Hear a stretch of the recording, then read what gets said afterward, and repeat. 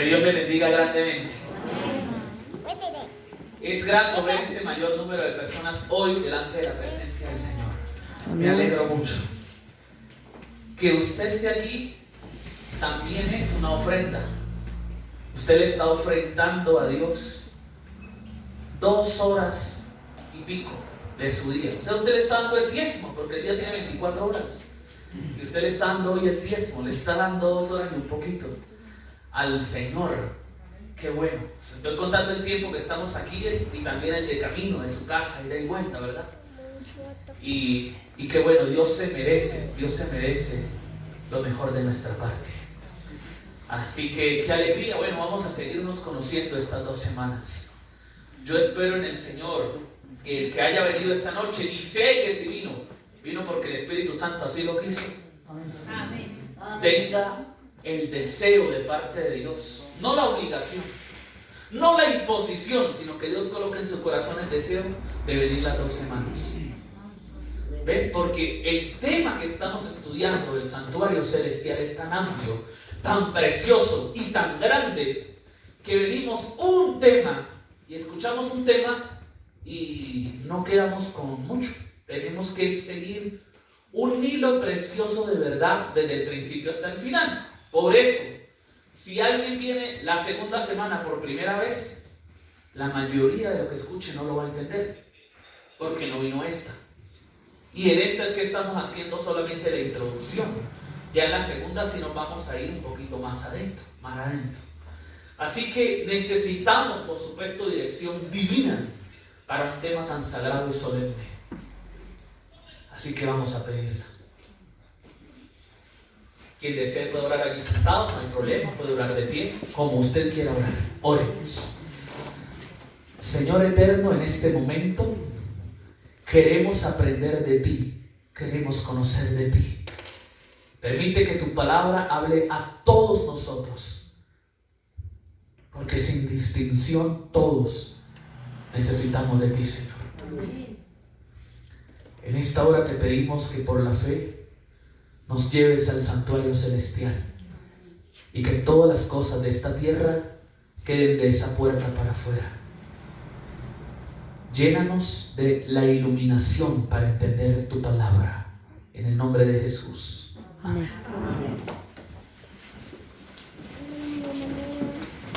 Hebreos capítulo 8.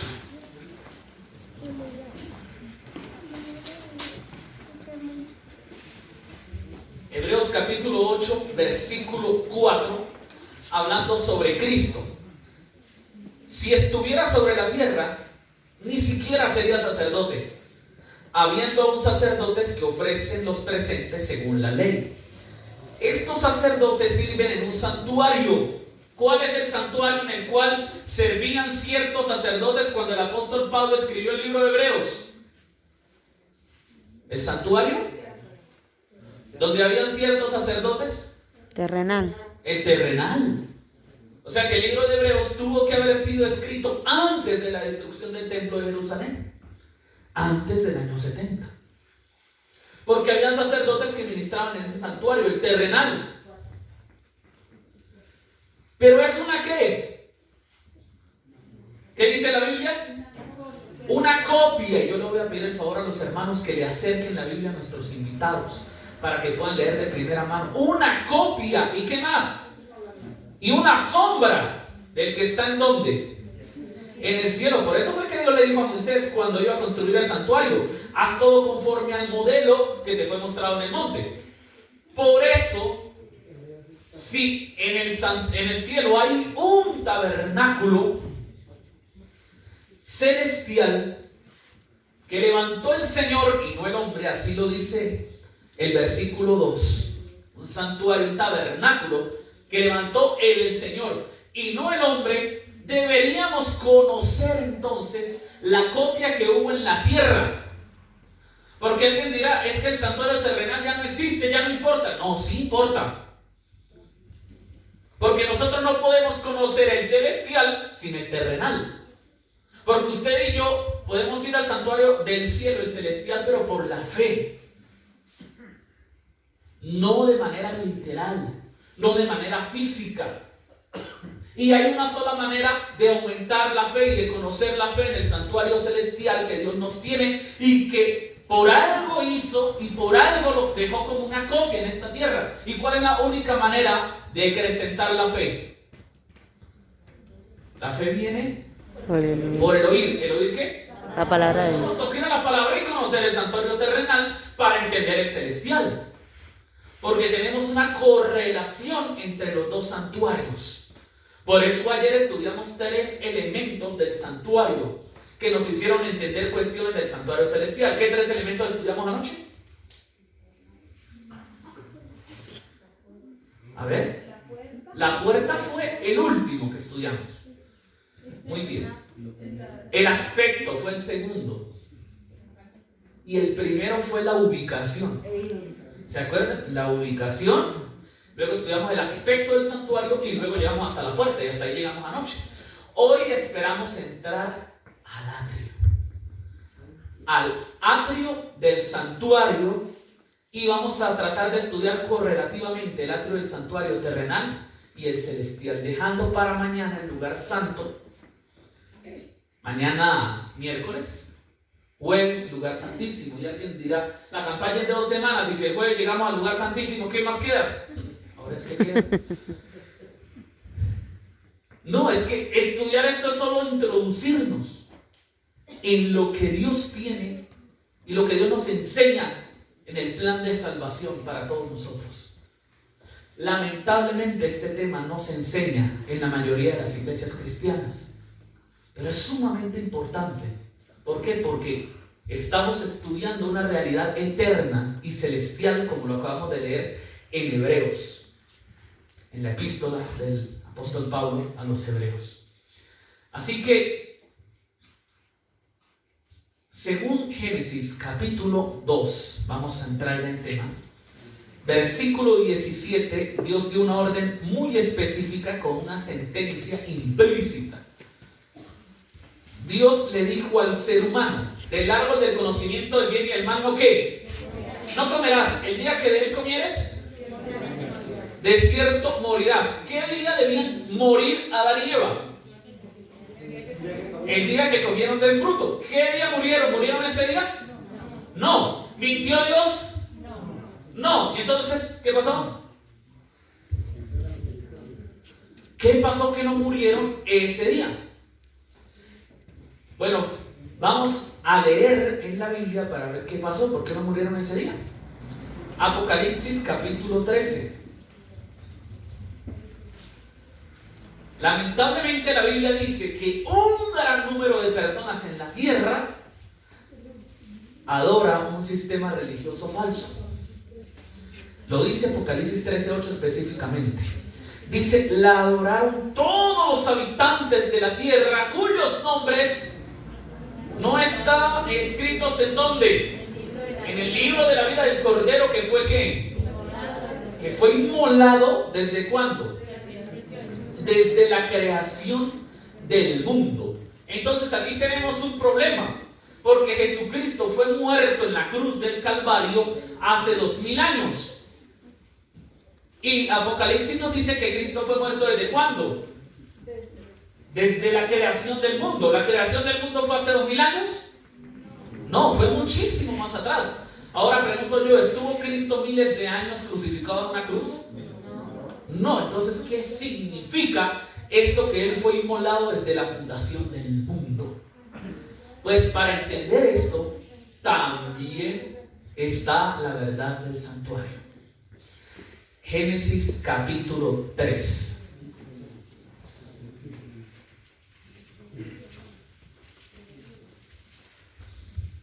Cuando el hombre cayó en pecado, versículo 7, se abrieron sus ojos, lamentablemente no al bien, porque el bien ya lo conocían, sino al mal.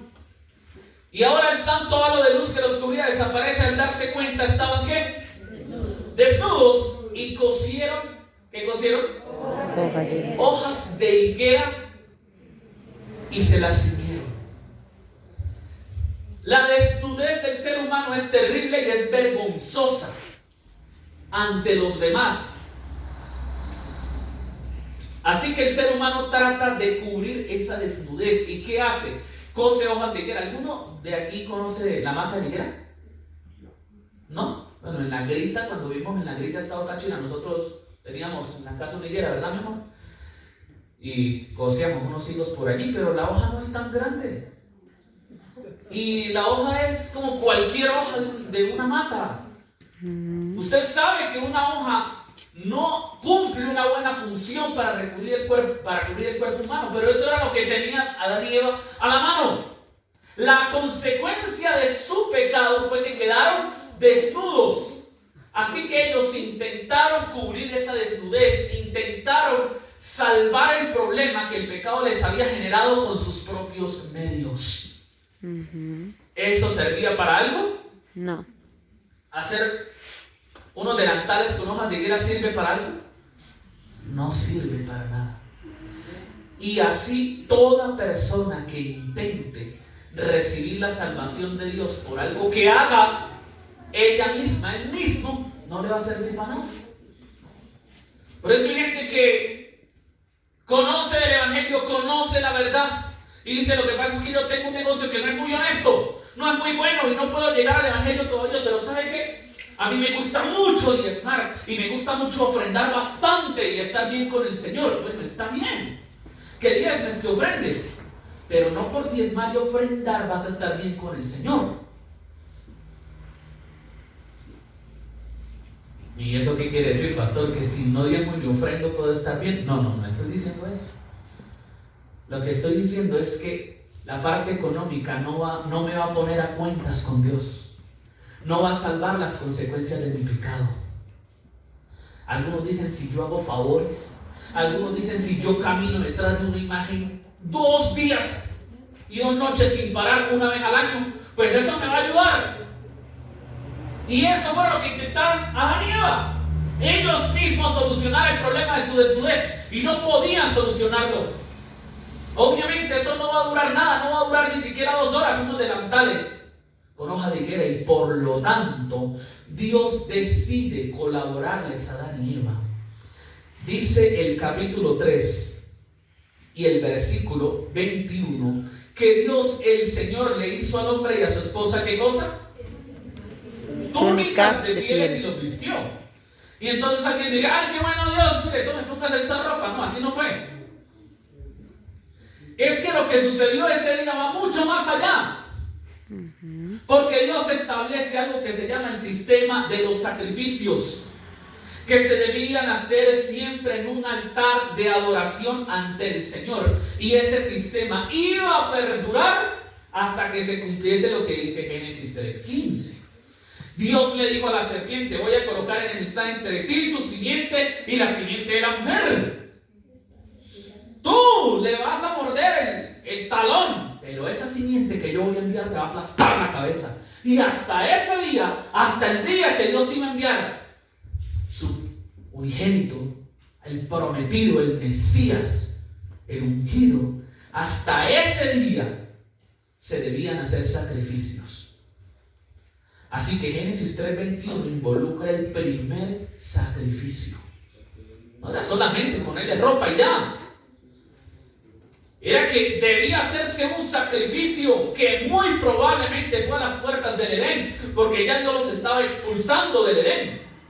Así que Dios hace este primer sacrificio y podemos imaginarnos cómo fue. Porque a Adán se le dijo: no lo haga, pero él no sabía todo el alcance que iba a tener si comía el fruto. Eva tampoco. Ahora lo iban a entender, ahora iban a sufrir. Y el primer vestigio terrible de sufrimiento es cuando Dios llama posiblemente a esos 2 animalitos: vengan para acá, probablemente 2 corderitos, vengan aquí. Y Adán: ¿y Señor qué va a hacer? Y eso que está levantando, que brilla, qué filoso que es. Ah, no, Adán, eso es un cuchillo. ¿Y para qué es? Ya va a ver, Adán. ¡Chá! El mismo animal que Dios creó muere por su propia mano. Y empieza a brotar la sangre y ese animal a desesperarse. Ustedes saben cómo es un animal cuando muere. Hay personas que tienen dolor de matar una cucaracha. ¿Sí o no? Otros trabajan en un matadero y le da igual. Pero Adán jamás había visto una hoja caer de un árbol. No sabía lo que era el sufrimiento.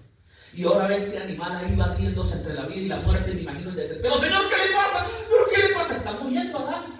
Hasta que muere. Pero, y Señor, ¿y por qué no se levanta? No se mueve. No se va a mover. De eso se trata la muerte. Señor, ¿por qué? Porque usted está desnudo. Toca cubrirte, Adán, y toca cubrir a Eva. Esas fueron las consecuencias de su pecado. Pero él no tuvo la culpa. Exacto, Adán. Él no tuvo la culpa. De eso se trata el sacrificio. Por eso no estás muriéndote hoy, tú y Eva. Porque yo estoy ofreciendo una ayuda, un salvador, y esto es un ejemplo de ese salvador. Tienes que enseñarle a tus hijos y a tus nietos, aquí en las puertas del Edén, a hacer un sacrificio, que un animal inocente, que no tiene la culpa de nada, muera cada vez que ustedes pequen. Uy, Señor, lo mejor es no pecar. Exacto, lo mejor es no pecar, para que ese animal inocente no muera. Lo mejor es no pecar.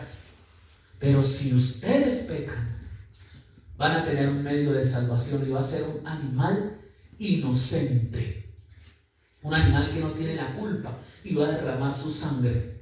O sea que ese acto de matar a los dos animales, despellejarlos, quitarle las pieles y ponerle las pieles a ellos como vestidos, ahora sí, una piel se aguanta, una piel sí los puede cubrir. Es el acto de Dios diciéndole al ser humano: yo te ayudo, yo te salvo, no tú.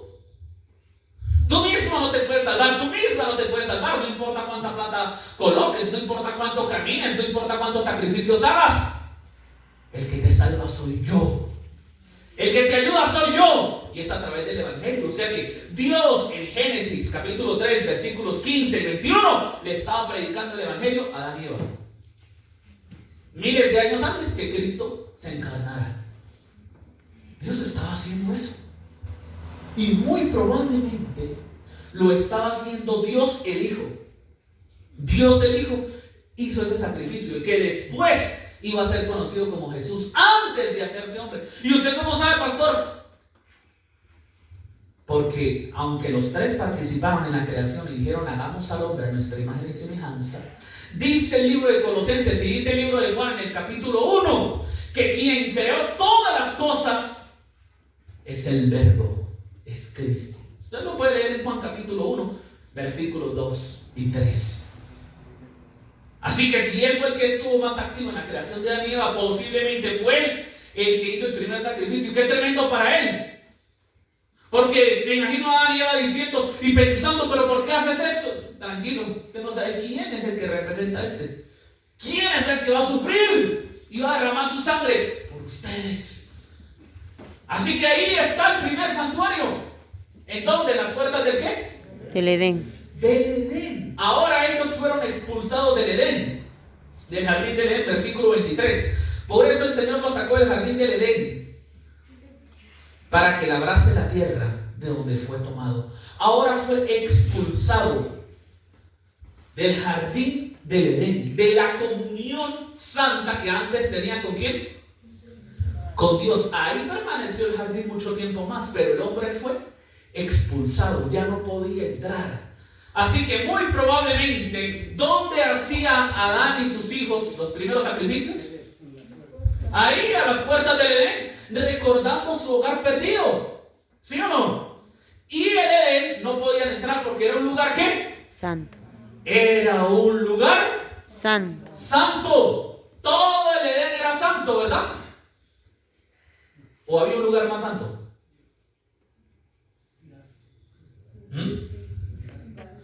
Vamos a ver lo que dice la Biblia. Versículo 3, Génesis 3:3. Pero del fruto del árbol que está en ¿dónde? En medio. ¿De dónde? Del jardín de Dios. Dios dijo: no comáis de él ni lo toquéis para que no muráis. En medio del jardín habían dos árboles especiales: el de la ciencia del bien y del mal, y el de la vida. Al ser humano, ¿cuál se le prohibió? El del bien y el mal. Ciencia del bien y el mal. El de la vida no. El de la vida sí podía ir y comer para alargar su existencia eternamente. Pero ahora que el hombre peca, Dios dice, Génesis 3:24, después de expulsar al hombre, Dios puso querubines al oriente del jardín del Edén y una espada encendida que se revolvía por todos lados. ¿Para qué? Para guardar el camino, ¿a dónde? Al árbol de la vida. ¿Por qué? Porque si él caminaba y comía el árbol de la vida, iba a alargar su existencia por la eternidad en pecado y en sufrimiento. Así que Dios lo quiso evitar. Eso lo dice el versículo 22. ¿Ve? Dios quiso evitar eso y por eso colocó querubines con una espada resplandeciente para cuidar el camino al árbol de la vida. ¿Y dónde estaba el árbol de la vida? En el Edén. Junto al árbol de la ciencia del bien y el mal. ¿En qué parte del Edén? En medio. O sea que la parte central del Edén era diferente al resto del jardín. Ellos tenían que acercarse con mucha reverencia si querían comer del árbol de la vida, porque era un lugar especial. Estaba ese árbol allí, no estaba el árbol de guama, no estaba el árbol de mamón, no, estaba el árbol de la vida. Y aparte de eso había otro árbol al cual ni siquiera se acercaban. Dios había dicho, no lo toquen siquiera. ¿Cuál era? De la ciencia del bien y del mal. Así que en la santidad del jardín del Edén había un lugar más que Santo. más santo. O sea, era un lugar que santísimo. Ahí tenemos el santuario en las puertas del Edén. Un lugar santísimo donde ya nadie podía acceder porque estaban esos dos árboles. Un lugar santo donde fueron expulsados, pero ellos podían levantar un altar. ¿En dónde? Afuera, digámoslo así, en el atrio. Y eso es el tema de hoy. El atrio del santuario celestial. Luego el Señor establece con más detalle el santuario del desierto, que luego fue perfeccionado en el templo, en los dos templos que fueron construidos. Ahora, vamos a ver el atrio del santuario celestial. Mateo capítulo 5.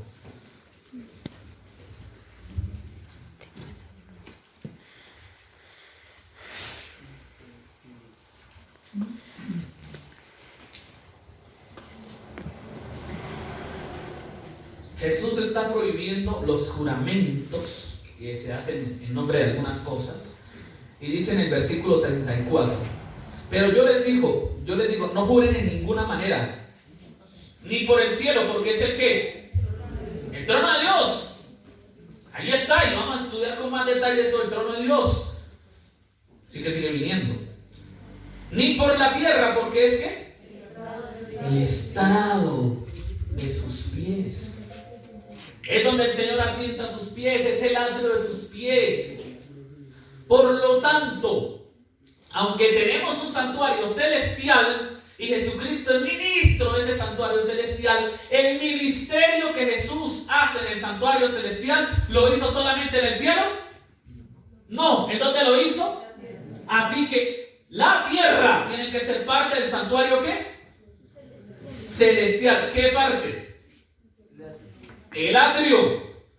¿Por qué el atrio? Hebreos capítulo 8 otra vez.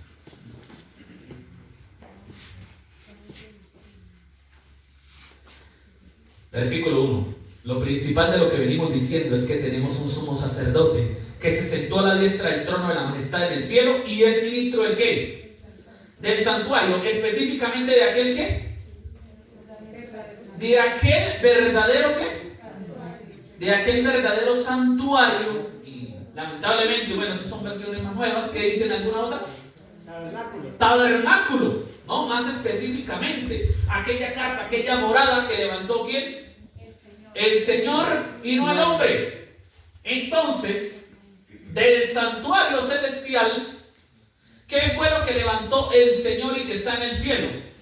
Toda la estructura, el tabernáculo, la tienda propiamente dicha, pero el atrio está ¿en dónde? Aquí en la tierra. ¿Ven? Ahora no crean ustedes que el tabernáculo del santuario celestial es como el tabernáculo del santuario terrenal. No, eso solamente era una sombra, una figura, un modelo. Pero el esplendor y la gloria del mueble que levantó Dios mismo es incomparable. Y es inentendible para nosotros. La única manera que lo entendamos es que un día lo veamos. Y eso esperamos en el Señor. Amén. ¿Verdad? Un edificio literal que el Señor levantó desde donde gobierna el universo. ¿Por qué decimos entonces que el atrio está en la tierra? Porque los dos muebles que estaban en el atrio prefiguran el ministerio de Jesucristo en la tierra. Así que vamos a ir a esos dos muebles. El primer mueble con el que se encontraba el pecador cuando entraba al atrio del santuario terrenal, ¿cuál era? El altar del sacrificio, muy bien, conocido como el altar de bronce. Éxodo capítulo 27.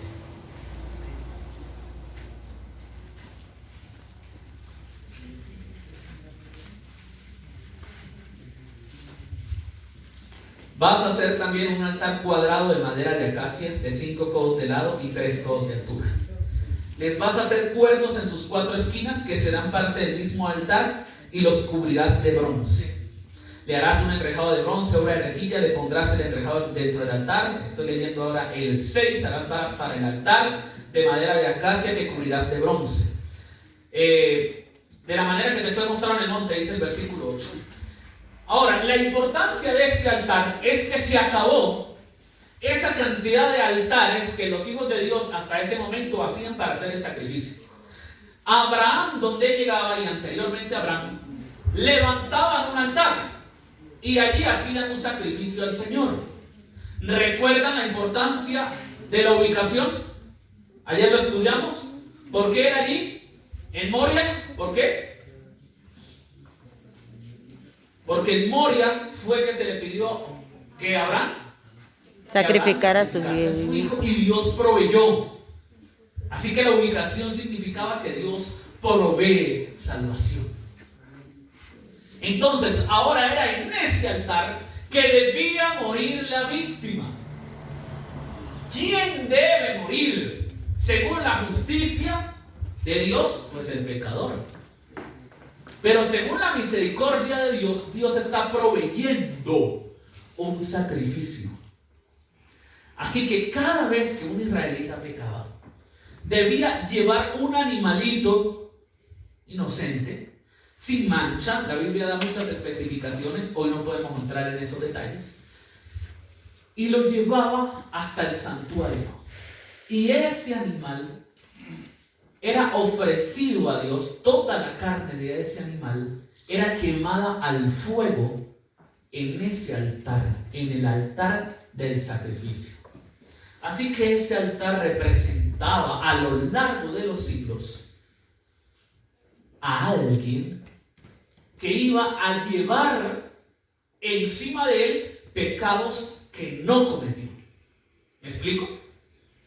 Era una sombra, era una figura. ¿Y qué significa eso de que era una sombra? Que los israelitas decían: bueno, aquí traigo el animal, él va a pagar por mi pecado, su sangre me va a salvar. ¿El animal de la sangre lo iba a salvar? No, porque era una sombra, era una figura, era un simbolismo, era una manera didáctica en la que Dios le enseñaba al ser humano que su única salvación iba a ser el que Dios iba a enviar algún día. Y ahí es donde volvemos a Apocalipsis 13:8, el cordero que fue inmolado desde la fundación del mundo. ¿Saben qué significa eso? Que aunque Cristo no murió de manera literal desde que empezó el mundo, todos esos pecados que las personas llevaban por la fe en el que iba a ser prometido a través de un animalito, todos esos pecados Cristo un día los iba a ¿qué? A pagar. Perdón, a cargar. ¿En dónde? En la cruz del Calvario. Y eso elimina una manera muy incorrecta de ver la Biblia. ¿Cuál es esa forma incorrecta de ver la Biblia? Bueno, antes de Cristo la salvación era por la ley. Después de Cristo la salvación es por la gracia, porque Cristo ya vino y murió por nosotros, y ya la salvación no es por la ley. Eso es totalmente incorrecto. ¿Por qué? Porque Dios todo el tiempo, para todos los seres humanos, desde que Adán cayó en pecado, ha tenido una sola forma de salvar al ser humano, y es por el Cordero. No hay más. Ajá, y los que vivían antes de Cristo, ¿cómo hacían? Bueno, fuimos desde la fundación del mundo. Para eso estaban los sacrificios, para eso estaba este sistema, para que ellos pusiesen sus ojos en el futuro, en el que iba ¿qué? A venir. Tan ciertamente como nosotros ponemos nuestros ojos ¿en dónde? En el pasado, en el que ya vino para salvarnos. Entonces Dios no tiene diferentes maneras de salvar al ser humano. Porque si la salvación fuese por la ley, en vano vino Cristo. Entonces la ley no sirve. Claro que sí. Debe ser obedecida, sí, pero su papel no es salvarnos. Dios tiene una sola forma de salvar al ser humano. Y entonces, ¿dónde se cumple esta realidad del animalito? Esa realidad se cumple en el Evangelio según San Juan capítulo 1.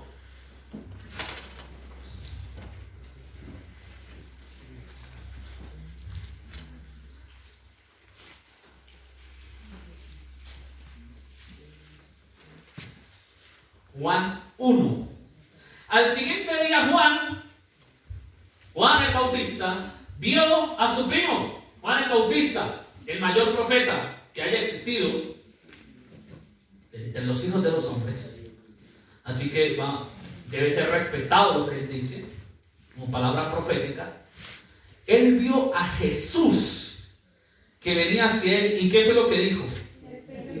Este es el Cordero de Dios que quita ¿qué? El pecado del mundo. ¿Y qué dijo Jesús cuando le dijeron el Cordero? Usted es el Cordero de Dios que quita el pecado del mundo. ¡Ay, amén! ¡Qué bendición! Yo soy el Cordero. ¡Qué cosa tan bonita! ¿Sí? ¿Era bonito ser el Cordero? No. ¿No es que el Cordero iba a sufrir? El altar de bronce era un altar de sufrimiento, un altar de dolor. A su lado, cada día morían corderitos, sufrían. Eso implicaba sufrimiento. Era un símbolo que apuntaba a lo que iba a ser Cristo, que iba a ser llamado el varón de dolores, porque nadie jamás en la historia del mundo ha sufrido lo que sufrió Cristo. Y alguien puede decir al escuchar este tema, pero yo sé que hay gente que ha muerto peor que Cristo. Nada más aquí en Colombia lo que ha hecho la violencia, hay gente que ha muerto peor que él, claro. Hay gente que ha muerto peor que Cristo físicamente, pero nadie ha sufrido como Cristo. ¿Quieres saber cómo fue el sufrimiento de Cristo? Siga viviendo, porque lo vamos a estudiar en la Biblia. Vamos a estudiar lo que hizo Cristo en el sufrimiento que él cargó. Por ahora debemos estar muy claros en algo. Lo que dice Primera de Pedro, capítulo 1, versículo 18. Sepan que ustedes han sido rescatados de la vana conducta que recibieron de sus padres. ¿Ven? ¿Qué dice la Biblia? Usted no se puede quedar donde le enseñaron o lo que le dijeron. Usted debe dar un paso adelante. Usted no puede conformarse con que alguien le diga, usted nació así, usted muere así. No, usted puede ser rescatado, puede ser limpiado. ¿Y quién es rescatado? El que está perdido. No con cosas corruptibles como oro o plata. Ahora, aquí viene un cambio, algo que se efectúa, algo que se paga. Un rescate o una redención, para usar la palabra más específica, era cuando en la antigüedad le vendían a usted los soldados, los esclavos. Y le decían, ay, ese esclavo se ve joven, está bueno para el trabajo, ¿cuánto vale ese esclavo? No, ese esclavo vale 2 millones de pesos. Uy, mucha plata, ¿no? Mire, y esa abuela que está, y esa abuela por ahí para cocinar un poquito, se la dejo en 300,000 pesos. Qué triste como trataban al ser humano, ¿verdad? Así lo vendían hasta hace poco tiempo. Así era tratado. Hasta que alguien, si había alguien lleno de misericordia, hacía algo que se llamaba la redención. Decía, ¿cuánto vale ese esclavo? No, ese esclavo es bueno para el trabajo. Ese esclavo fue soldado, tiene muy buena condición física. Ese esclavo le va a servir para todo, para trillar. Ese es bueno para arrancar cebolla, ese es bueno para hacer ruedas, para todo. Ese esclavo vale 2.800.000 pesos. Yo los pago, tome. Paga, venga para acá. Ay, ¿ahora qué me va a mandar? Usted es libre. Eso es una redención. Y eso es lo que pasaba en el santuario. La persona que llegaba al santuario estaba completamente condenada, perdida. Y llegaba con el animalito. Ese era el pago. Ese era el rescate. Pagaba con el animal, pagaba con su sangre. Y por eso el animalito tenía que morir. O sea, alguien tenía que pagar. Así como el que compraba el esclavo, alguien tenía que pagar. ¿Con qué se pagó? Sigue diciendo 1 Pedro 1:19, no con cosas corruptibles como oro o plata, sino con la sangre preciosa de Cristo, como la de un cordero sin mancha ni defecto. ¡Uy, qué cosa tan preciosa! ¿Ah?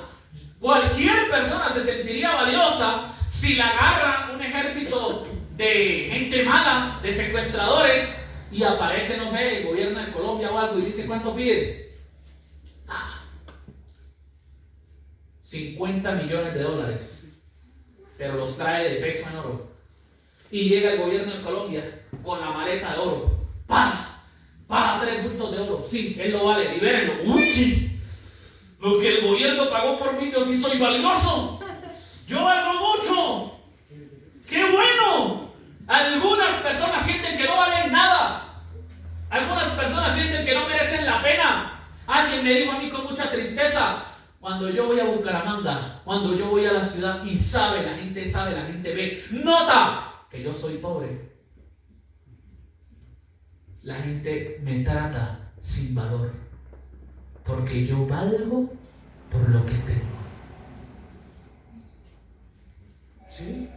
Y la gente entra a algún lugar a preguntar, y sus ropas, su capacidad, lo que dice, lo que muestra, lo que aparenta, da a entender que no tiene mucho dinero. Las personas no le prestan atención. ¡Ay, rápido que estoy ocupado! Pero bájese alguien de su camionetota a preguntar por el claro, señores, ¿qué se le puede servir? ¿Qué se le atiende? ¿Cómo hace algo? Se lo damos gratis de la casa. ¿Ve? Yo valgo por lo que tengo, y como yo casi no tengo nada, no valgo nada. La Biblia dice que eso no es así. Eso era si Cristo no viene a morir. Usted y yo no valemos nada. Pero ahora que Cristo vino a morir por nosotros, usted no vale lo que vale el oro, lo que vale la plata. Esas son cosas corruptibles. Usted vale la sangre del Hijo de Dios. Amén. Usted tiene un valor infinito. Y hay personas que van por la vida creyendo que no valen nada. ¿Por qué? Por lo que vivieron, por su pasado, por lo que hicieron, por la mala persona que han sido. Déjeme decirle que para el Señor usted es valiosísimo, porque pagó un precio altísimo por usted. La veía ya perdida, lo veía ya perdido. Y el enemigo dijo, no, yo me cobro caro, carísimo. La vida de su propio hijo, pues la pago para salvarla, para salvarlo. Así que usted que vino esta noche, quiero que sepa, usted tiene un precio valiosísimo.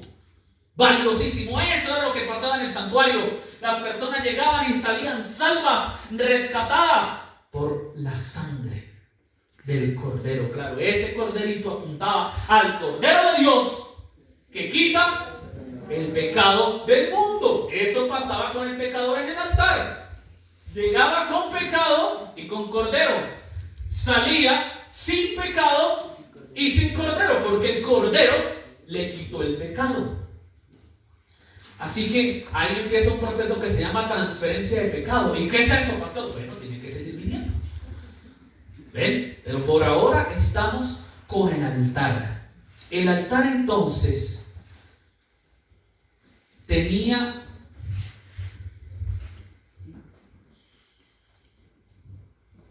muerte continuamente.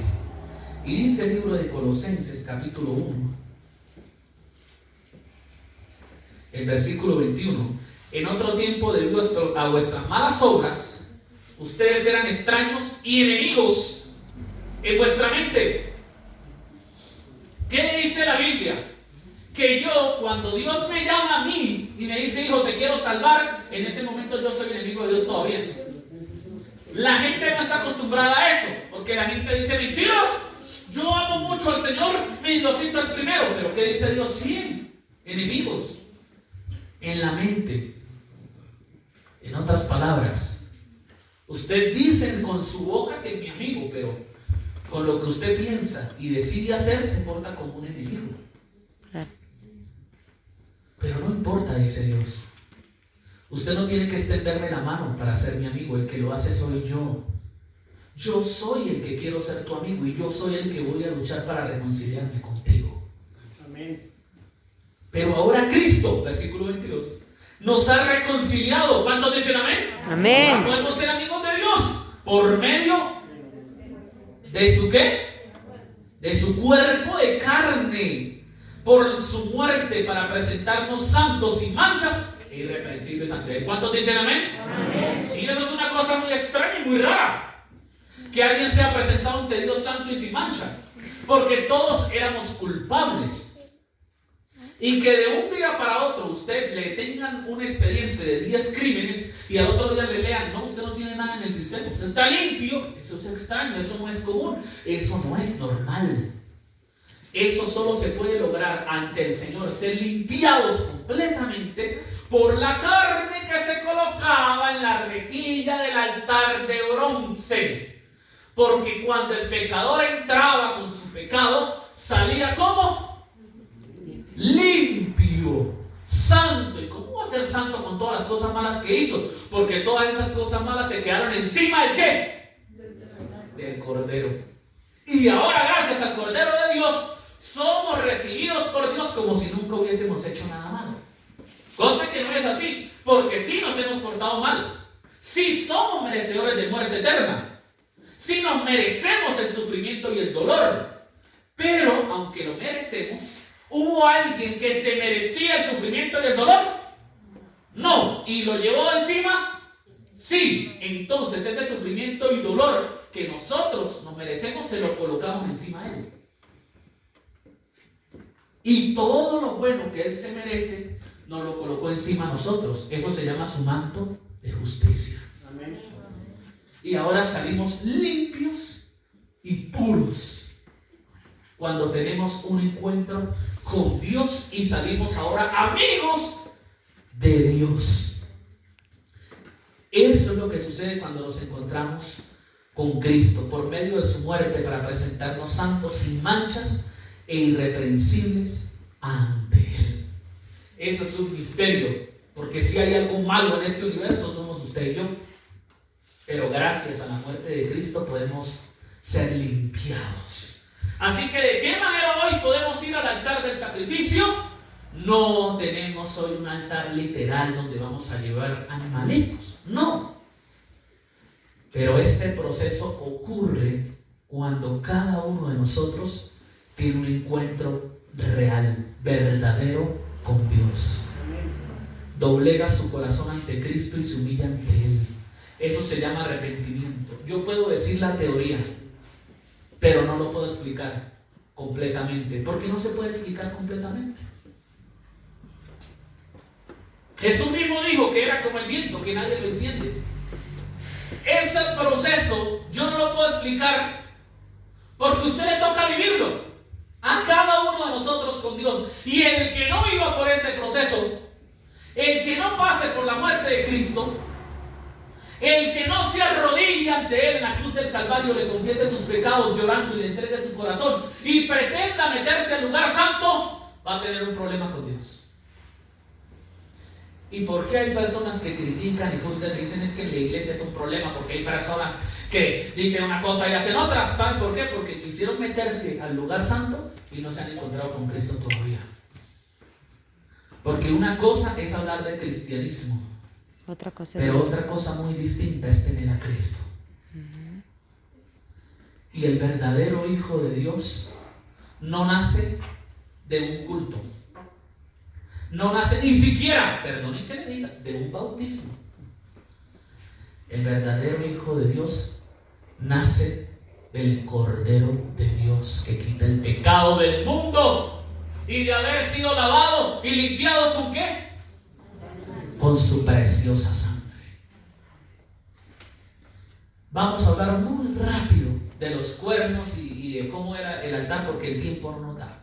Sí, ¿cuántos lados tenía el altar? 4 lados. ¿Qué significa el 4 en la Biblia? A ver, yo no le puedo buscar ahorita porque el tiempo no nos va a dar.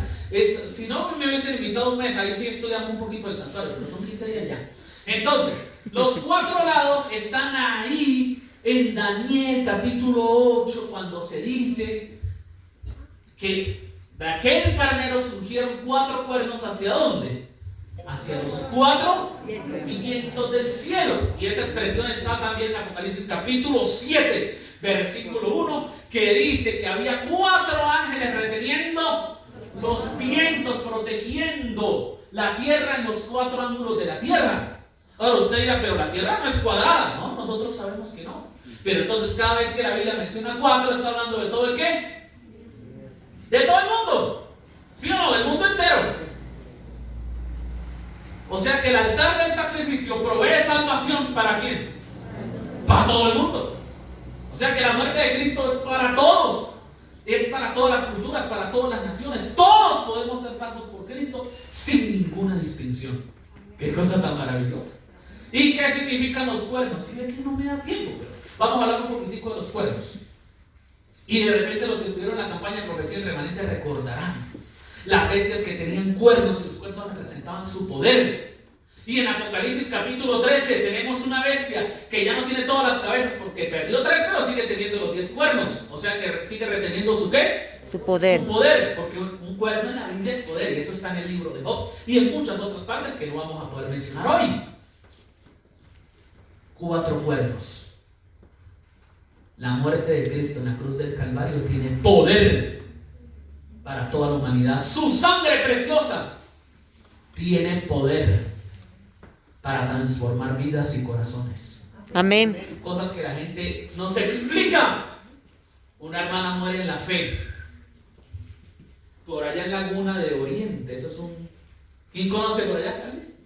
¿No? Esa es una vereda por allá, el Playón, Laguna de Oriente. Y esa hermana muere en la fe, lamentablemente diciendo: todo será, pero mis hijos no van a volver al Señor. Esos hijos son los más rebeldes que hay en la vida, tienen el corazón más duro de todos. Hace 4 meses bauticé el primero. Y yo sé que van a llegar los demás. Eso parecía imposible. ¿Sabe quién lo hizo? Cristo. Tiene poder para transformar vidas y corazones.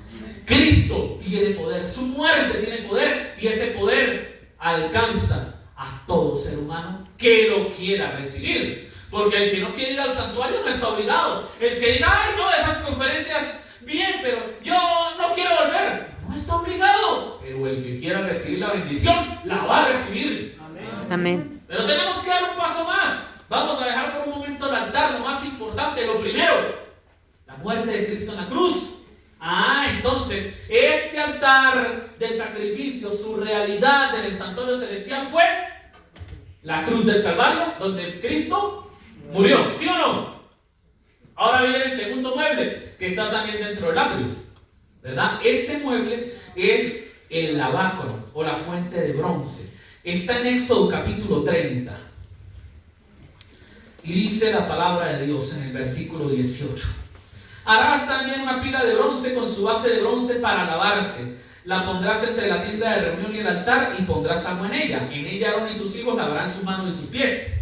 Se lavarán cuando vayan a entrar en la tienda de reunión para que no mueran, y cuando se acerquen al altar para presentar al Señor la ofrenda encendida, el altar que ya estudiamos. Se lavarán manos y pies para que no mueran, lo tendrán por estatuto perpetuo él y sus descendientes en sus generaciones. Entonces esta era una doble fuente, había agua arriba y agua abajo. Arriba para lavarse las manos y abajo para lavarse los pies.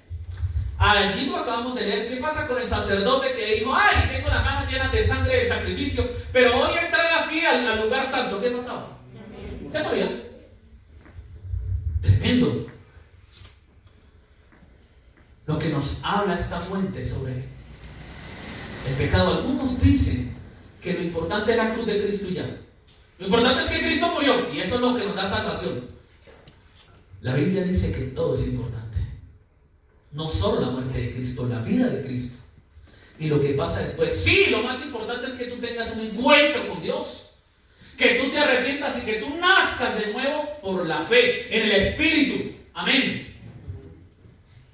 Pero luego que la persona se encuentra con Dios en el Espíritu y ocurre un cambio por dentro en su corazón, después tiene que lavarse por fuera en el agua, porque el que no nace del agua y del Espíritu no puede ver el reino de Dios.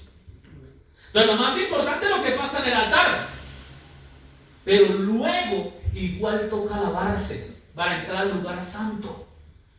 Entonces, ¿qué simbolismo tiene eso? ¿Qué pasó con Jesús luego que muere en la cruz del Calvario y antes de ir al cielo, por dónde pasó él? A ver, hagamos un ejercicio de fe. ¿El tabernáculo dónde está? El tabernáculo en el tercer cielo, ¿sí o no? El altar del sacrificio simboliza La cruz. la cruz. O sea que el lavacro fue algo que pasó entre la muerte de Cristo y su ascensión al cielo. ¿Qué? La resurrección. No. Su sepultura y resurrección. Y pastor, ¿usted dónde saca eso? Pues de la Biblia. Vamos a ir para allá, ¿verdad? Ahora, Efesios capítulo 5.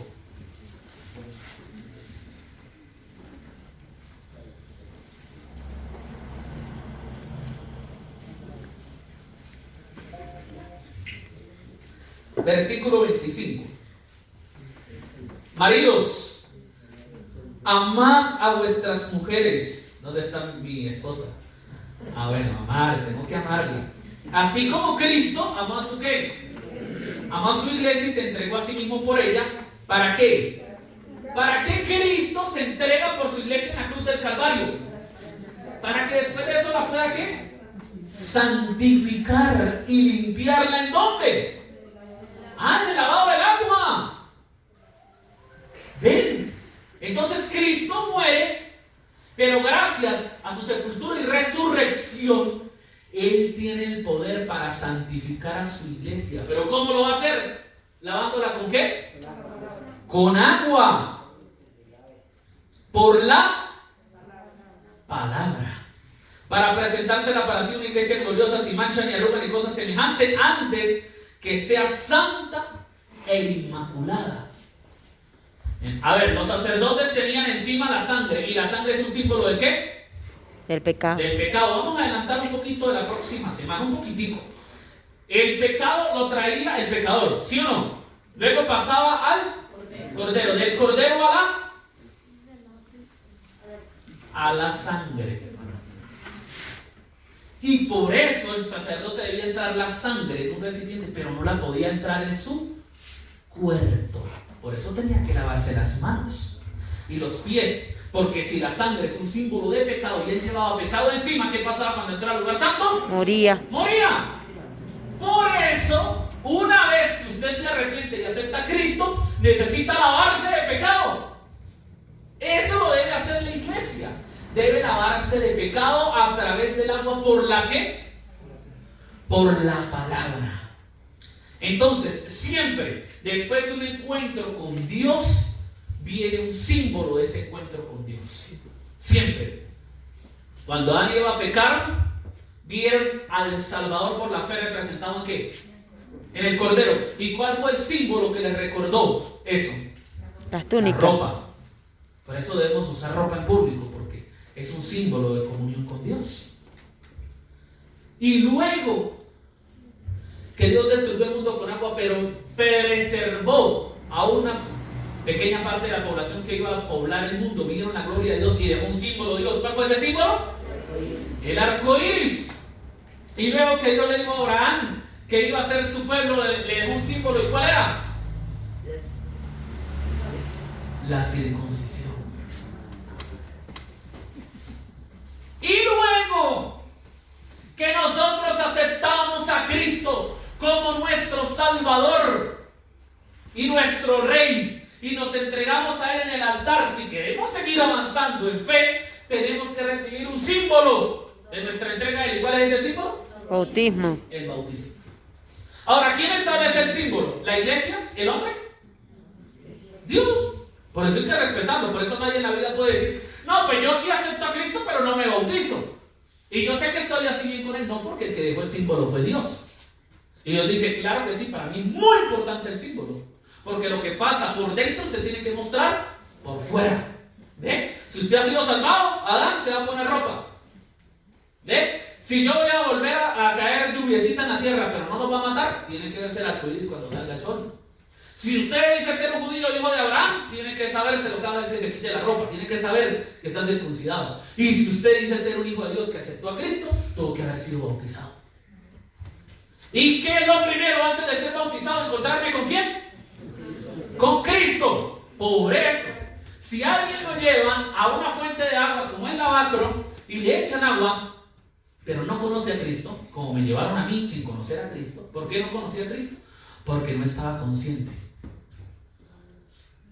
No sabía ni que yo existía, porque era un bebé. ¿Se vale ese bautismo? No se puede valer, porque aunque yo recibí agua, recibí el símbolo, digámoslo así, no recibí lo primero que es Cristo. Entonces no tiene sentido que uno se vaya a lavar del pecado sin haberse arrepentido del pecado. Y eso tiene un simbolismo tremendo con lo que hacemos nosotros cuando celebramos la cena del Señor. Porque en la cena del Señor primero nos lavamos para luego venir a un acto santo.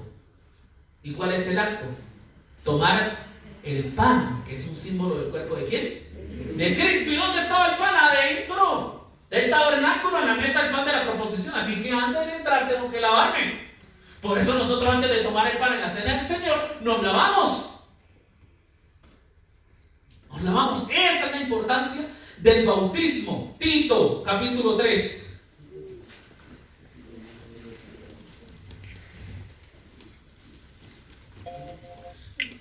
Dice el versículo 4: pero cuando se manifestó la bondad de nuestro Salvador y su amor hacia nosotros los hombres, nos salvó. ¿Cuántos dicen amén? Amén. No por obras de justicia que nosotros hubiésemos hecho, sino por su ¿qué? Por su misericordia. ¿Por el qué? El lavamiento regenerador y renovador del Espíritu Santo.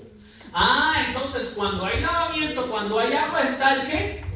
El Espíritu Santo, porque el agua también es un símbolo del Espíritu Santo. Y por eso cuando una persona es bautizada recibe el Espíritu Santo. Y por eso nadie puede decir, mi encuentro con Cristo es lo único que me salva, porque yo necesito ser lavado. ¿Ve? Y eso no me salva, no por obra de justicia, sino por su misericordia, por el lavamiento regenerador y renovador del Espíritu Santo. ¿Y sabe qué significa eso? Que una vez que yo soy bautizado, tengo que haber tomado la decisión el día de mi bautismo de renunciar al mundo, de renunciar al pecado. Ay, pastor, entonces toda la iglesia está perdida, porque hay gente que después de bautizada sigue pecando. No, sí. No, yo sé eso. Tranquilos. Dios lo sabe. Pero es muy diferente. Porque una cosa es caer en pecado, que es lo que podría pasarle al que sale del bautisterio, que cayó en pecado. Y otra cosa muy distinta es vivir en pecado. Procuremos no caer. Aferrémonos de Dios para no caer, para estar limpiecitos, lavados siempre con la sangre de Cristo. Pero si caemos, abogado tenemos a Jesucristo el justo. Es la expiación por nuestros pecados, y no solo por los nuestros, sino por los de todo el mundo. Así como sabemos que por el camino a veces tenemos el error, que no es lo que Dios desea, pero puede suceder. Por eso es que antes de la cena del Señor tenemos el lavamiento de los pies, porque es un símbolo que también tenemos que ponernos a cuentas con Dios periódicamente de cualquier falla por el camino. Pero eso no se debería volver ni costumbre ni excusa para caminar en el pecado. No, Señor. Nosotros debemos cada día seguir avanzando y no quedarnos ahí toda la vida. No, que yo acepté a Cristo y me bauticé, acepté a Cristo y me bauticé. No, usted tiene que seguir para adentro. ¿Para dónde? Al tabernáculo, al lugar santo. ¿Y al lugar qué? Santo. ¿Y cómo hacemos eso? ¿Quieres saber cómo entrar al lugar santo? ¿Sí? Pues venga mañana, porque mañana vamos a estudiar el lugar santo, porque hoy estudiamos el atrio. El atrio, y si usted se iba a perder una noche, es la de hoy, porque hoy es el tema más sencillito. Pero ya mañana no se lo puede perder. Mañana no puede faltar. Si hay una noche que no puede faltar, es mañana. El Señor nos ha lavado. Y dice la palabra del Señor en Romanos capítulo 6. ¿Cómo es que nosotros hemos sido bautizados? ¿Verdad? Dice la palabra de Dios en el versículo 3. ¿No saben que todos los que hemos sido bautizados en Cristo Jesús hemos sido bautizados en qué? ¿En su muerte? Lo que estábamos hablando del lavacro. Que Cristo después de su muerte, ¿qué pasa con su muerte? Porque fuimos sepultados junto con Él para muerte, ¿por medio del qué? del bautismo. Por eso es que el bautismo tiene que ser agua, porque el lavacro tenía agua. El agua se vuelve una tumba porque ahí somos sepultados de manera simbólica, así como Cristo fue sepultado de manera literal, para que como Cristo resucitó de los muertos por la gloria del Padre, también nosotros andemos en novedad de vida. Entonces el lavacro sí representa la sepultura y resurrección ¿de quién? De Cristo. Y nosotros podemos recibir la resurrección de Cristo cuando somos ¿qué? Bautizados. ¿Cuántos dicen amén? Amén. Amén. Así que amén por entregarse al Señor y por ser lavados por Él. Ahora quisiera que abriésemos la palabra de Dios en el segundo libro de las Crónicas. Porque yo sé que hay personas que escuchan esta palabra y sé que razonan en sus mentes cosas lógicas, sensatas a veces sinceras. Yo no me entrego, porque hay gente que se entrega al Señor y luego se va para el mundo a hacer cosas peores. Entonces, ¿para qué me entrego yo? No, es tan malo andar jugando con eso. Entonces yo mejor no hago nada. Mire lo que dice Segunda de Crónicas, capítulo 33. Esta es la historia de un jovencito que fue criado en los principios de Dios. Sí, señor. Porque su papá Ezequías era un hombre que conoció de los principios de Dios y se los legó a su amado hijito. Y ese hijito, como lo llevaron a la iglesia de pequeño, como le hablaron de las cosas de Dios, oraron por él, le hablaron de la Biblia, cuando llegó a reinar sobre Israel, ¿saben qué dijo? Dijo, llegó la hora loca. Traigan mujeres, traigan música, traigan licor, traigan parranda. Pero el Señor, no, a mí no me interesa el Señor. Y dijo, ¿saben qué? Tráiganme imágenes, estatuas de dioses, porque yo voy a orar a cantidad de dioses. Y adoró a Cera, Astarte, a Semiramis, a Tamuz, a Baal, a cuanto Dios falso y pagano haya habido, y se arrodilló ante ellos. Usted puede leer la historia con calmita en su casa, el capítulo 33. ¿Y saben qué hizo un día? Agarró una estatua de un dios falso y dijo, métala en el templo. En el templo. Métala ahí. En la casa de Dios metió una estatua de idolatría para que la gente se postrara ante él. Dios no puede morar en una casa donde hay gente arrodillándose ante imágenes. Eso no está bien. Esa es la peor abominación que puede haber, y así lo dice la Biblia. Dice, versículo 7, puso una imagen de fundición en la casa de Dios, de la cual había dicho Dios a su hijo David y a Salomón su hijo: en esta casa en Jerusalén que yo elegí entre todas las tribus de Israel, pondré mi nombre para siempre y nunca más quitaré el pie de Israel de la tierra que entregó a sus padres, a condición de que cuiden de cumplir toda la ley, estatutos y normas que les mandé por mano de Moisés. Manasés desvió a Judá y a los habitantes de Jerusalén. ¿Saben qué hizo Manasés? Llevó a sus hijos ante los brazos de los dioses falsos de Moloc. Hizo lo peor de lo peor de lo peor, habiendo sido criado en el evangelio. Tremendo, ¿no? ¿Y saben quién se porta más rebelde con el tiempo? El que una vez conoció. Así que tengamos cuidado antes de levantar nuestro dedo para juzgar. Tengamos cuidado. No se olvide que usted y yo estamos hechos de la misma cosa. No se olvide que Dios manifestó amor para todos nosotros. Y si hubo alguien malo, pero malo, fue Manasés. Y fue tan malo que por eso el Señor, versículo 11, trajo contra ellos a los generales asirios, que aprisionaron a Manasés y pusieron un gancho en su nariz y lo ataron con cadenas y lo llevaron a Babilonia. Uy, debe ser bonito que ustedes le pongan un gancho en la nariz y una cadena y lo jalen, ¿no? Y así lo llevaron, camine para Babilonia. Lo humillaron, lo pisotearon. Ahí está. El gran rey. Yo me imagino lo que pensaría. Porque a veces tenemos que estar así, acordarnos de Dios, ¿no? A veces nos tiene que ir mal. Te dice, yo no quiero nada. Cuando se enferma, venga, hábleme del Señor. Cuidado con burlarnos de eso. Si vea, ahora sí, no se burle de eso. Porque Dios es misericordioso. Y además Él tuvo misericordia de usted y la tuvo de mí. Del peor de los pecadores es el que les habla esta noche. Y saben, en su angustia, Manasés oró al Señor su Dios. se humilló grandemente ante el Dios de sus padres. Y cuando él oró, Dios recibió su ruego, oyó su súplica, y él retornó a Jerusalén y a su reino. Entonces Manasés reconoció que el Señor es Dios. ¿Cómo le parece? El hombre más malo del mundo se arrepintió. Así que hay esperanza para usted y para mí. Hay gente que me ha dicho, pero es que el pastor ya ha sido muy malo. ¿Usted cree que Jesús no cargó esos pecados? Cargó todo. A todos nos ofrece salvación. Quiero terminar los textos de la Biblia con este. Dice Levítico capítulo 6.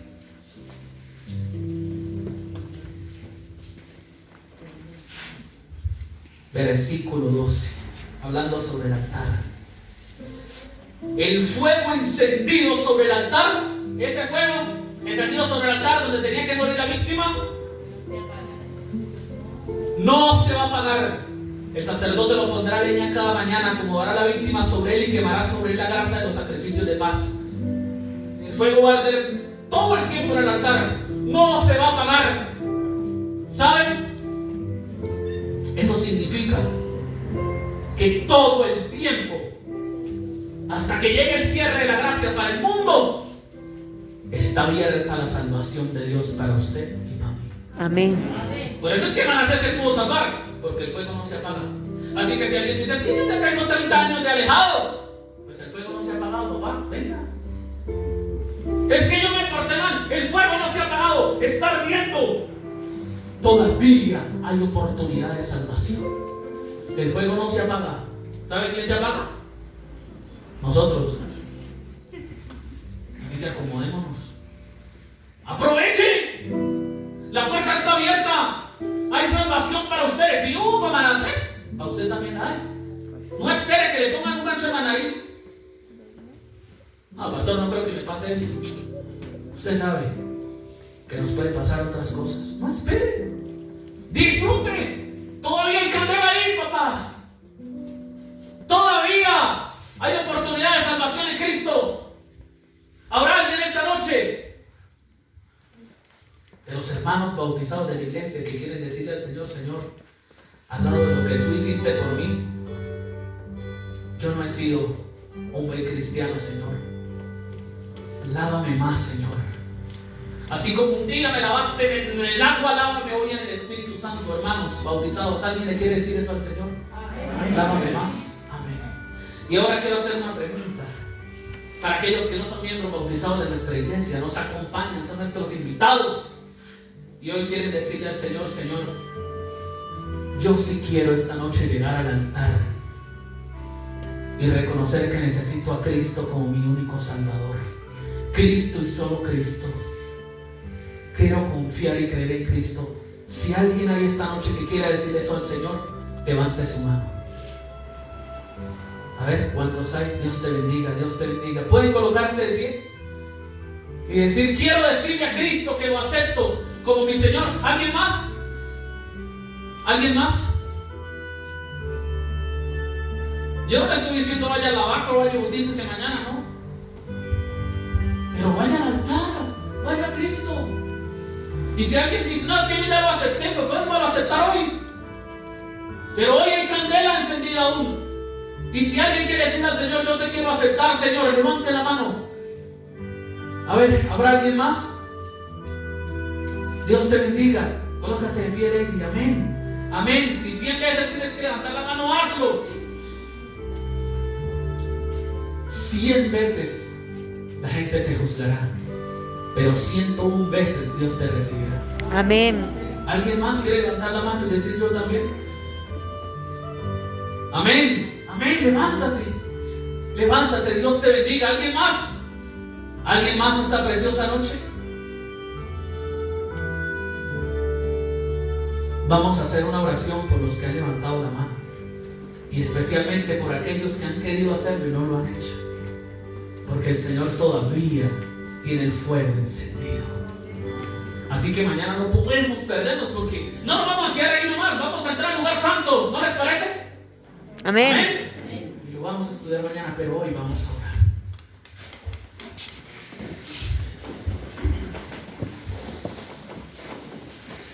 Señor, hoy hay un hermoso grupo de almas que se ha colocado de pie y ha dicho: yo quiero encontrarme con Cristo. Gracias porque el fuego sigue encendido. Y si tú pudiste salvar a Manasés, también nos puedes salvar a nosotros, Señor. Amén. Gracias por ese amor. Gracias por ese altar y gracias por ese lavacro, por el agua del bautismo.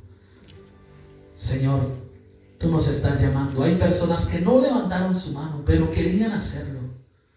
Yo te pido por esas almas, Señor. Aún por los que no quieren hacerlo, Señor. Quizás haya algún Manasés aquí, no sé. Pero tú lo amas, tú la amas. Y por ella, por él, pagaste el rescate de la sangre de tu Hijo. Gracias por tu amor. Llévanos con tu bendición a casa. Purifícanos con la sangre del Cordero Redentor. En el nombre de Jesús. Amén. Amén.